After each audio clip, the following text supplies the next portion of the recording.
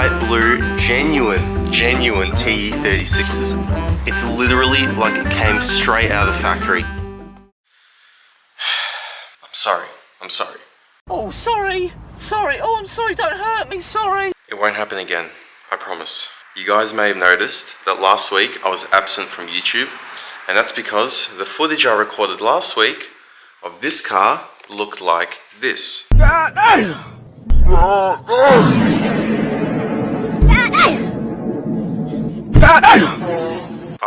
I don't think I ever showed you guys this, but I got a new camera. It's a Sony ZV-E10. It's a vlog camera. I was sick of using my iPhone and I thought that it would be easier to use a dedicated vlog camera, but because I'm a little bit inept, I managed to record the entire video last week in slow motion, and not only that, it didn't have any audio. Basically, I got a whole bunch of B-roll clips, which is a shame because last week I actually got a whole heap of shit done on this subframe.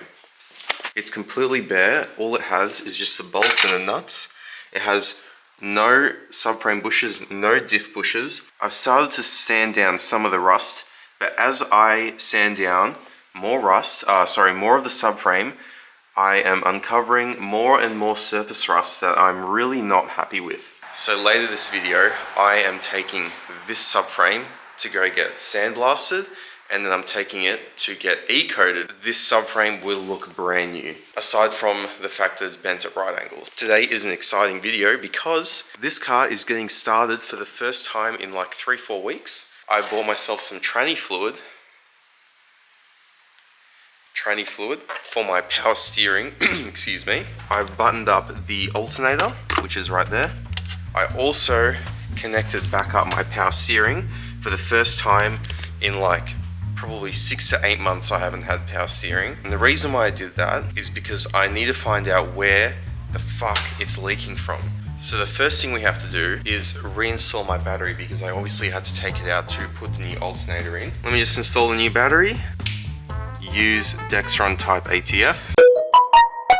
So I've deliberately overfilled it just in case it has any air in the system, which it probably will have considering the pump ran dry for a bit. So I'm going to leave the cap off and turn the steering wheel a few times, but when we turn the engine on, it should suck up some of that fluid.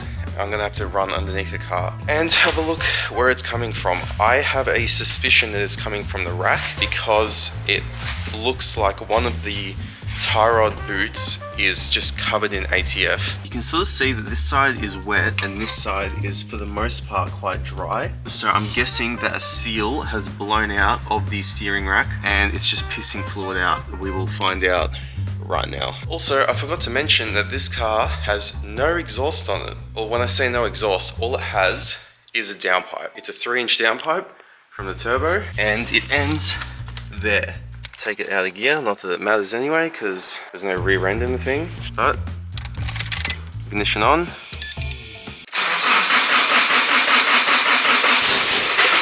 Almost.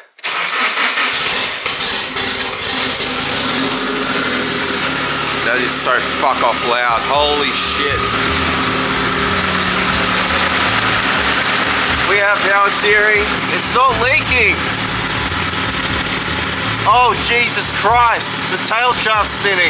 That's not good. The AFR's a mint though, which means the alternator's working. I should probably do something about that tail shaft. Ah, fuck it, who cares? I don't know why, but the power steering's not leaking. It's literally not leaking. I don't know why. I'm very confused. I kind of want to give it a rev.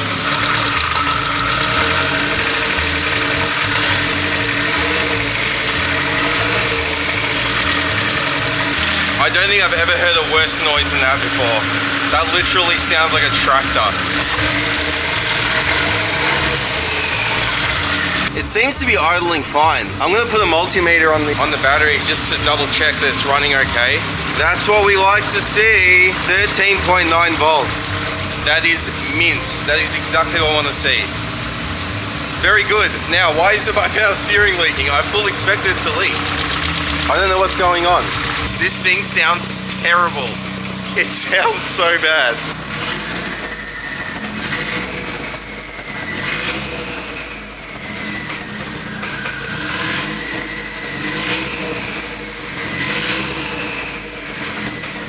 Anyway, I'm gonna turn it off because the tail shaft is literally free spinning right now. My eardrums are bleeding.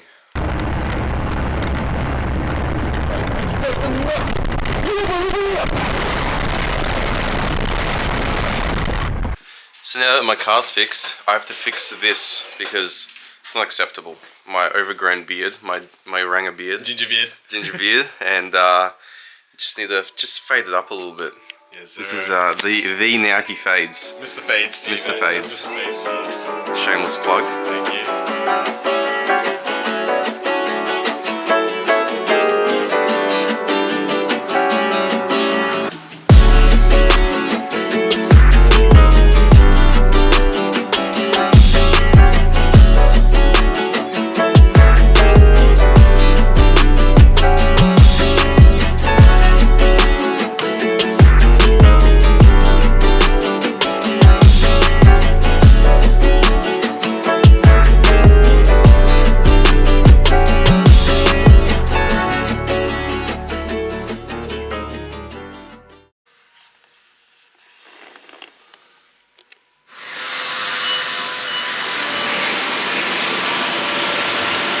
I just dropped the rear subframe off to HVP sandblasting, so hopefully they get it done today, and then by the end of the day we should be able to drop it off to, I believe it's called E-coating, which is similar to powder coating but not quite the same, I've been told, but it has the same effect. It protects the metal from corroding and whatnot, so keen to see what it looks like. So a couple days have passed now since we dropped off the subframe to high volume powder coating. Shout out to them, they knocked it out of the park. 2 or 3 hours to do the sandblaster subframe. On that same day I dropped off I had my friend Peter pick up the subframe and drop it off to Excellent Plating Works, and then they e-coated my subframe. So e-coating is similar to powder coating, except they don't actually spray it on. It's put in a bath, I believe, with that's electrically charged. Basically, it bonds to the metal. So it's like it basically looks like it came out from the factory. I'm extremely impressed. Massive shout out to Zach and Colin Dixon and the guys at High Volume Powder Coating and Excellent Plating Works. Let's reveal the subframe.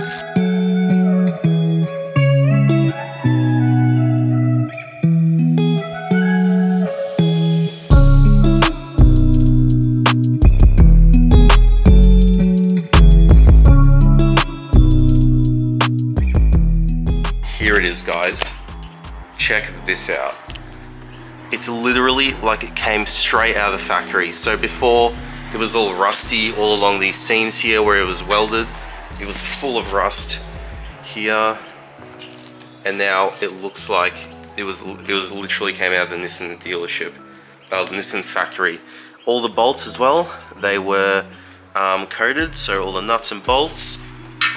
There you go, the eccentric bolts and everything like that. I am extremely happy with the results. I also bought a couple of hubcaps from EFI Solutions, so here they are. These will go on the S15 to replace the rusted ones I have now. You know what, I may as well just show you the wheels. So I bought some bright blue, genuine TE36s, otherwise known as Rotogrids. Anyway,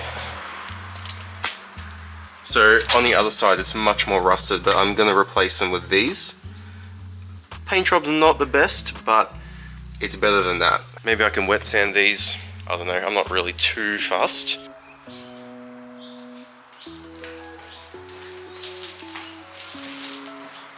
So, starting off with the front.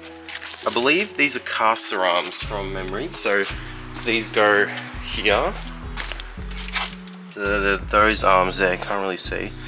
I believe that is what's causing the knocking in my front end, so I figured I'll just buy some new ones. They're rose joints, so they have these boots here. My current ones are also rose joints, but I never had these, so that's probably why they got fogged out so quickly. Moving on to what really matters, that's the rear end. That's the whole reason why this thing is taking so long to complete. So here we have the subframe bushes, so these are polyurethane. As you can see, they're very hard, so they'll stop the axle tramping and the risk of breaking any axles or diffs or anything. It'll help with the sort of shock when it's clutch kicked or whatnot.